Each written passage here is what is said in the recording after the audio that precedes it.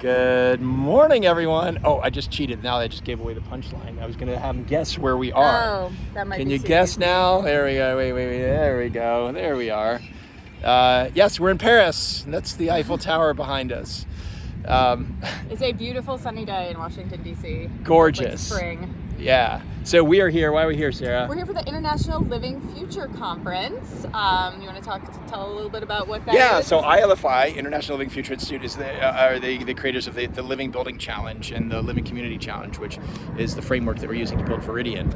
And so this is literally where like 1,000 people from around the globe, from Australia, New Zealand, South Africa, Italy, everywhere, Serbia, where else? We met people from all over the world. And the leading thinkers about what does good look like is the fundamental question, and how do we get there? So we're getting a chance to meet with vendors and stuff, the people who are making your doors, who are making the wood, the Collins wood, who are making the FSC wood siding for the houses, and we're getting to meet a lot of like-minded designers and developers and sustainability consultants. Yeah, and it's not simply just about sustainability. It's literally what does good look like? What does a living future look like? What does regenerative design look like? And we're getting to see architects and engineers from the best buildings in the world. I mean, that was one of my highlights, was actually seeing Jason McLennan's new building in Connecticut.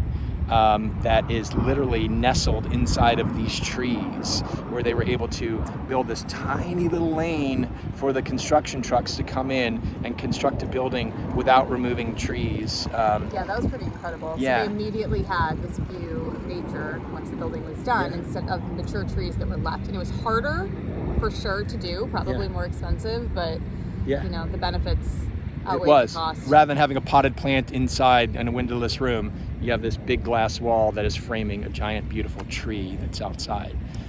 So one of the other things that I've sort of taken away from this week too, you know, we've talked to you guys before about materials and how we've been really vetting all of the materials that are going into the homes at Veridian, and like I feel validated that it is hard. Like there really hasn't been a solution for residential, for like red list free, declare label, like I think we are sort of building that database with all of the research that we've done for Veridian and the things that are going into your homes. So and that we're going to be able to share with other people too. That's really exciting. Like we're able to tell people now, it's like, I found a solution for you where there was none before. And there's a French expression for it. It's called hard as fuck. And it really is. Explicit language warning on this one. But so we're getting to meet the folks from Mindful Materials, and really the global leaders in the industry who are really paying attention. I mean, there are neuroscientists here, there are biologists here, there are chemists, and Toxnot is actually here, the organization that's really trying to figure out like how do we get toxic materials out of stuff. And then really the cool thing is like these leading corporations and with these sustainability leaders inside these corporations leading their movement within their own companies to create products. So companies like Assa Abloy out of Sweden and Prosoco, who are making flashing for the side of buildings that makes the building waterproof, but without toxic crap in it. It's really super, super exciting. And we're meeting people too that are like really pushing their subcontractors, their suppliers, their vendors to like think about what goes into those materials. To changing the supply chain in that way too, which is 100% necessary. The other really comforting thing I found is that nobody has found it easy. It's not unique to us, and that nobody has a team where 100% of the people on the team are completely bought in, and they have every single contractor and subcontractor that totally gets it and is on the same mission to decarbonize the planet and make beautiful, healthy homes. But there's this core of really, really committed people working with customers and buyers and companies, and really behaving in an unwavering, uncompromising way with these really, really simple goals of sustainability, equity, ecological restoration, net zero energy, that kind of stuff. So we've been here, but there's exciting stuff going on back in Ann Arbor at the site this week too. Our eco-raster was delivered to the site. What's eco-raster? Eco-raster is the product that we are using for the roadways, the laneways, instead of concrete.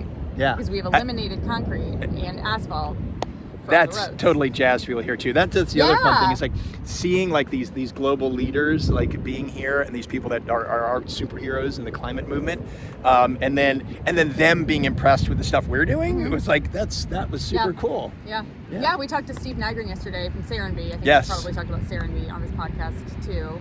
Yeah. They also have a podcast.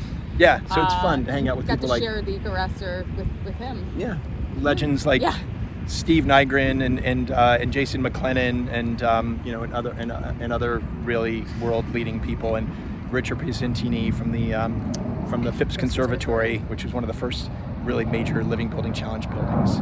So so that's pretty much it. We're gonna go back over to the Ronald Reagan building where the conference is, and we're going to enjoy our final day here at ILFI, and then we'll back at work on Monday.